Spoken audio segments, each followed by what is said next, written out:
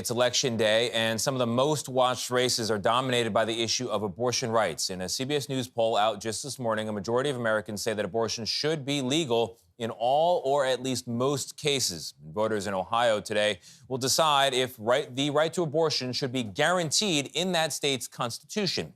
Our national correspondent, Jerika Duncan, is in Columbus, Ohio, a beautiful place. I've lived there. Jerika, good morning.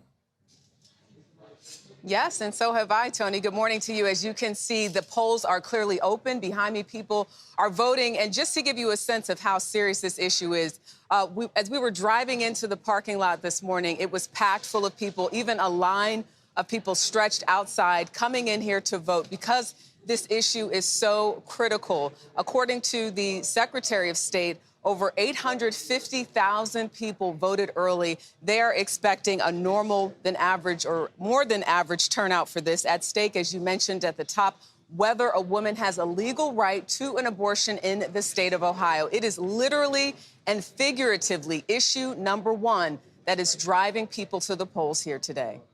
I think a lot of the times when people, think of voting, they think that it's not a big deal and, they don't have to vote. But the truth of the matter is, whenever an election, any type of election, comes around and there's an issue on the ballot that the people of the United States of America need to vote for, and they don't vote, they don't show up, or they vote wrongly and incorrect, because every single time there is a right and a wrong vote choice on the ballot, stories and issues get passed in the favor of murder.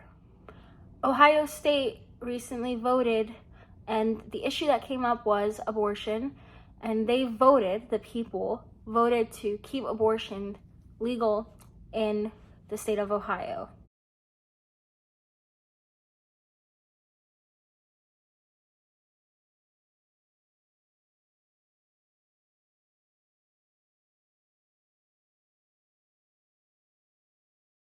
A state that is supposedly known as being conservative and has voted Republican, which happens to be pro-life.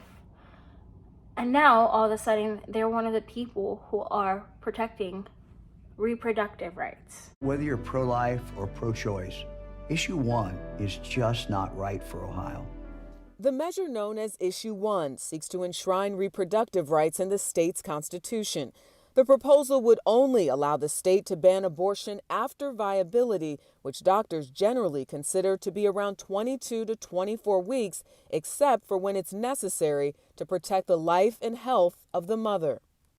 But Republican Governor Mike DeWine worries the word health could include the mental or emotional health of a mom. Scholars tell us the definition of health is a very wide definition.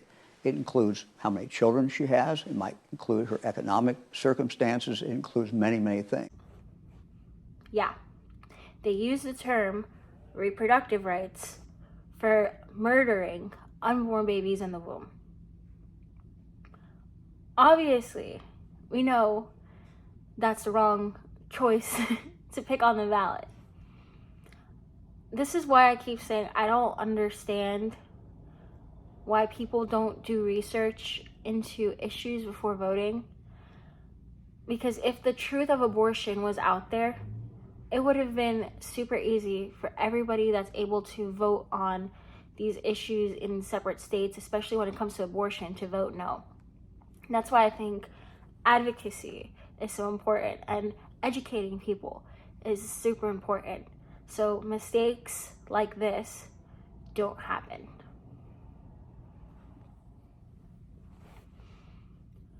Abortion access is now in the Ohio State Constitution.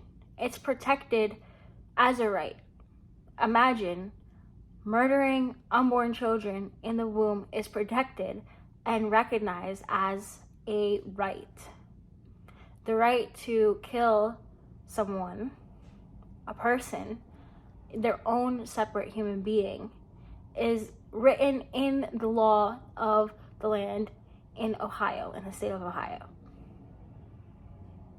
I will tell you, I don't live in Ohio, but if I did, And if any of my subscribers do live in Ohio, I would have been out there and educating myself, and then election day, I would have voted against this. I would have done my part. But even if you did do your part, I would be out there protesting it.